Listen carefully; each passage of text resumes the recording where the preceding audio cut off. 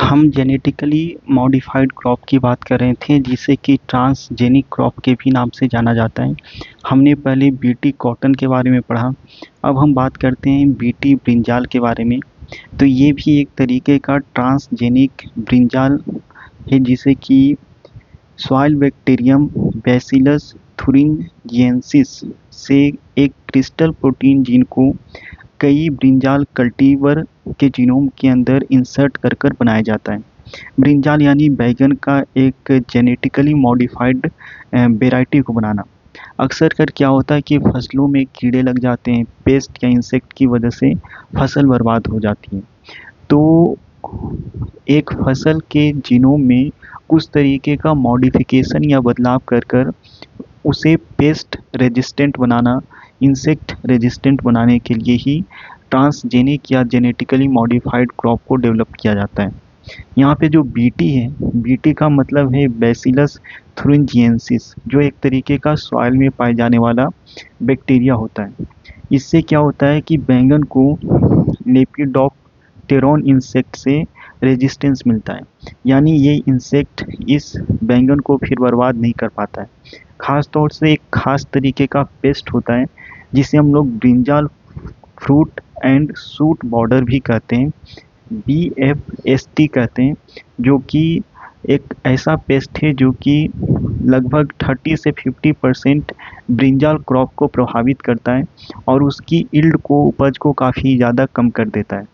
अगर बात करें बीटी ब्रिंजाल की, तो ये जो क्रॉप है 2009 में GEAC का बायो सेफ्टी टेस्ट को क्लियर कर चुका है। GEAC क्या है? ये जेनेटिक इंजीनियरिंग अप्रेजल कमेटी, जो कि इस चीज़ को एसेस करती है कि कोई भी एक जेनेटिकली मॉडिफाइड क्रॉप, कोई भी एक ट्रांसजेनिक क्रॉप को अगर इन्वायरमेंट के अंदर इंट्रोड्यूस किया जाता है तो उसका इन्वायरमेंट के ऊपर, सॉइल के ऊपर, ह्यूमन हेल्थ के ऊपर क्या इम्पैक्ट पड़ सकता है, इस चीज़ को एसेस करने का काम GEAC करता है। GEAC मतलब जेनेटिक इंजीनियरिंग अप्रेजल कमेटी।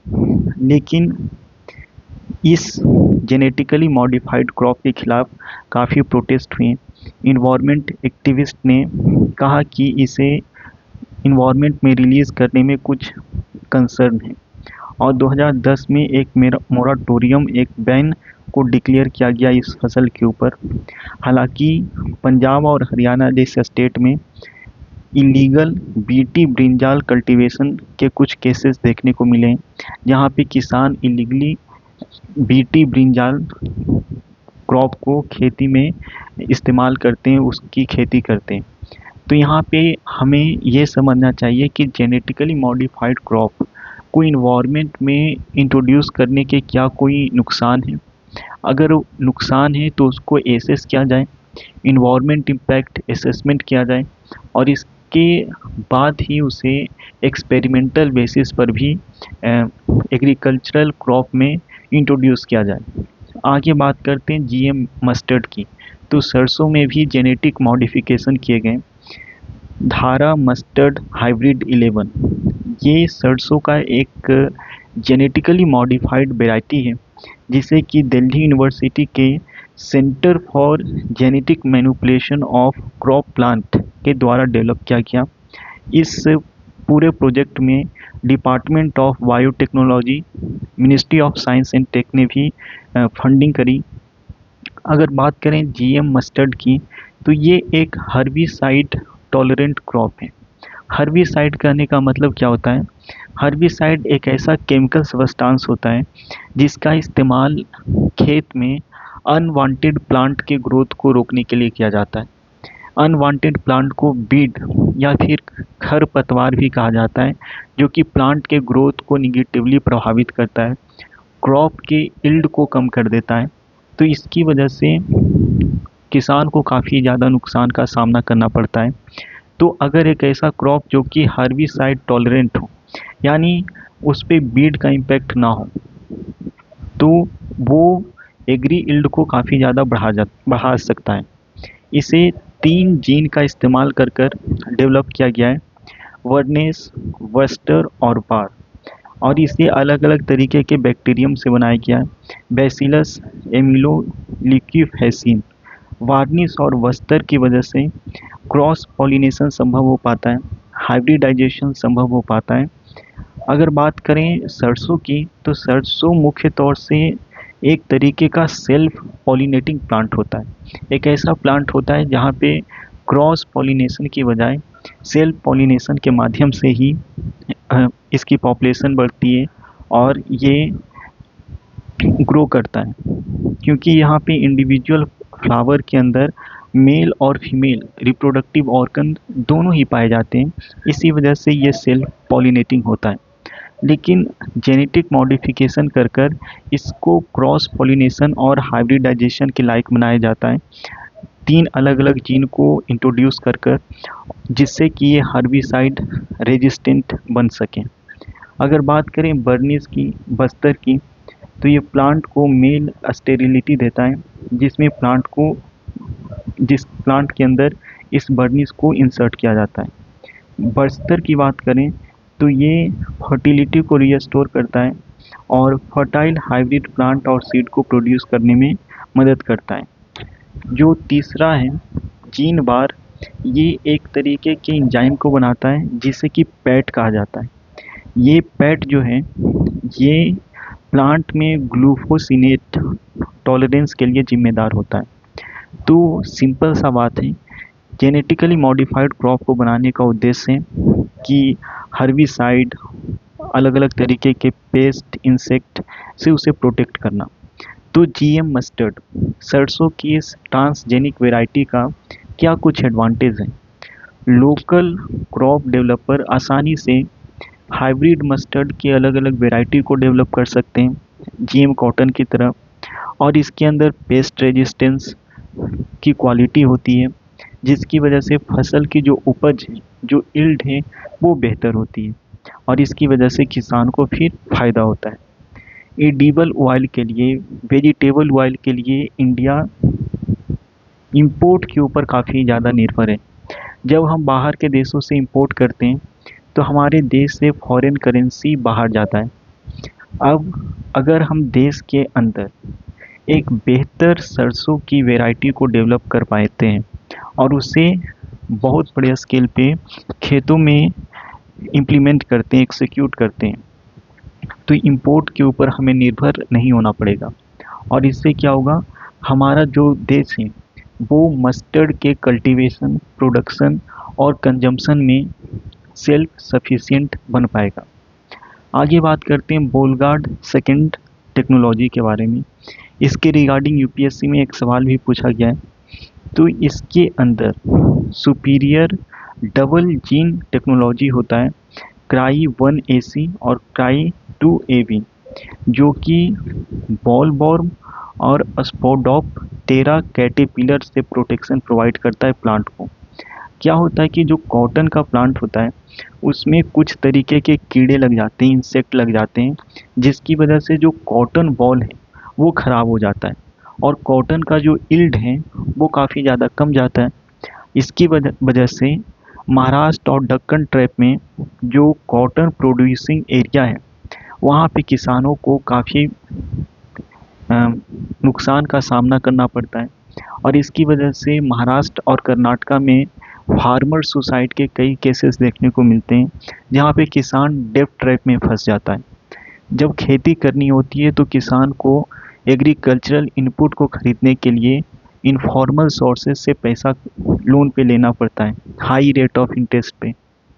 लेकिन बॉलवॉर्म, कैटरपिलर जैसे कीड़े जब फसल में लग जाते हैं तो फसल बर्बाद हो जाती है, किसान बर्बाद हो जाता है।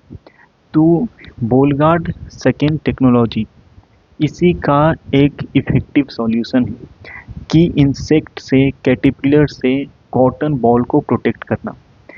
इससे क्या होगा, यील्ड बढ़ेगा, इंसेक्ट रेजिस्टेंस से क्रॉप को प्रोटेक्शन मिलेगा, किसान को राहत मिलेगी और ये जो इंसेक्ट हैं जो कॉटन प्लांट को प्रभावित करते हैं वो कंट्रोल किया जा सकेगा। Bollgard second Roundup Ready Flex, Delhi university ने जब जीएम मस्टर्ड को, ट्रांसजेनिक मस्टर्ड को इंट्रोड्यूस किया तो उसके बाद इंडिया के बायोटेक्नोलॉजी रेगुलेटर ने ये रिकमेंड किया कि जर्मन मल्टीनेशनल कंपनी बेयर एजी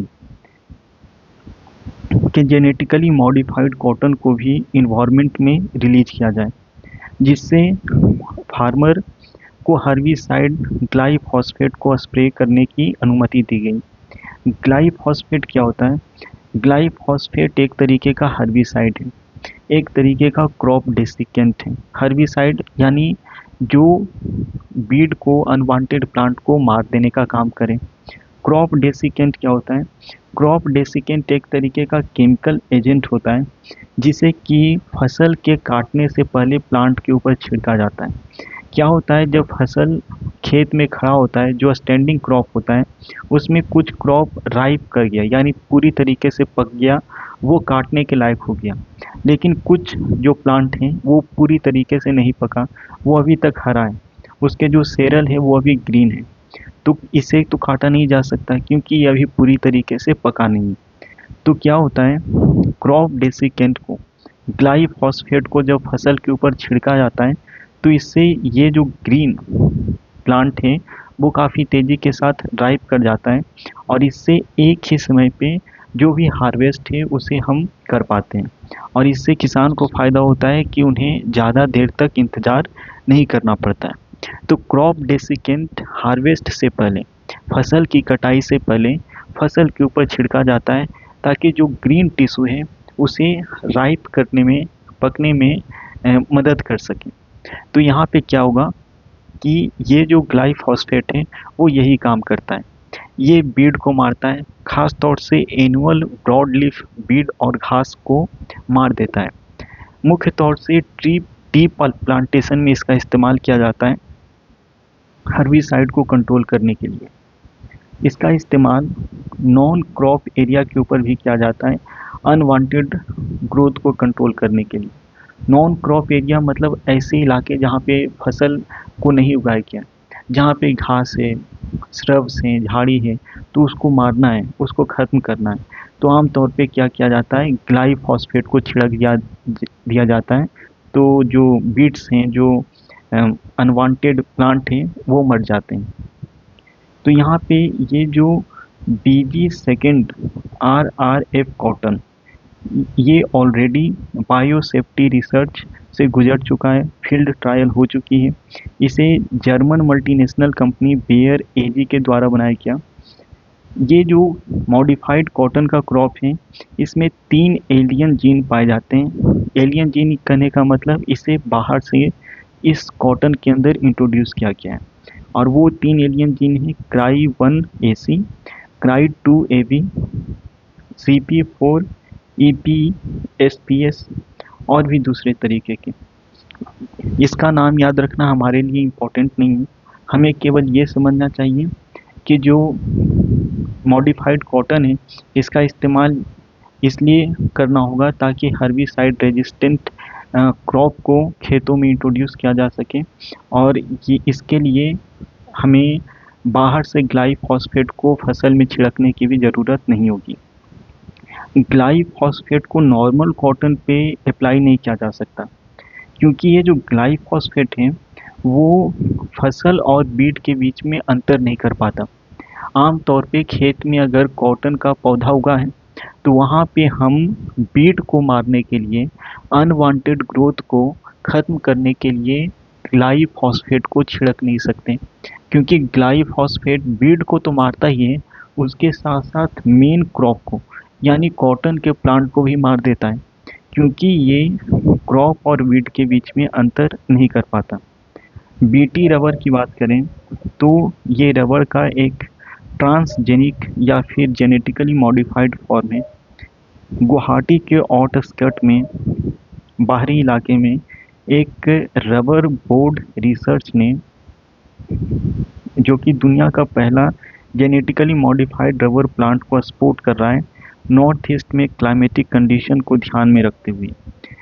रबर का कल्टीवेशन आमतौर पे केरला, कर्नाटका, तमिलनाडु और इक्वेटर के आसपास के रीजन में किया जाता है, लेकिन नॉर्थ ईस्ट में भी ऐसी कंडीशंस हैं, टेम्परेचर, रेनफॉल की कंडीशन एडिक्वेट है रबर प्लांटेशन के लिए।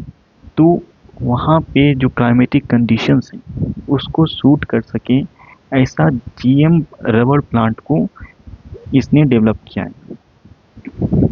इस प्लांट के अंदर MnSOD के एडिशनल कॉपीज हैं। Mn कहने का मतलब मैंगनीज कंटेनिंग सुपर ऑक्साइड डाईम्यूटेस, जिसे कि प्लांट में डाला जाता है। ये क्या काम करता है कि प्लांट को कड़ाके की ठंड से, सेवियर कोल्ड कंडीशन से बचाने का काम करता है ठंड के मौसम में। अक्सर कर क्या होता है, नॉर्थ ईस्ट के रीजन में ठंड के मौसम में जो यंग रबर प्लांट हैं, वो रबर प्लांट जो कि अभी छोटा है, उसका ग्रोथ बुरी तरीके से प्रभावित होता है ठंड की वजह से। तो ये जो मैंगनीज सुपर ऑक्साइड डाईम्यूटेस हैं, ये रबर प्लांट को कड़ाके की ठंड से प्रोटेक्ट करने का काम करता है। अब सवाल आता है कि ये जो जेनेटिकली मॉडिफाइड क्रॉप है, इसे किसने डेवलप किया? तो केरला की एक इंस्टीट्यूट है, rubber research institute of India, इसके द्वारा इस प्लांट को डेवलप किया गया है, जो कि कड़ाके की ठंड में भी सरवाइव कर सकती है और अच्छा यील्ड दे सकती है।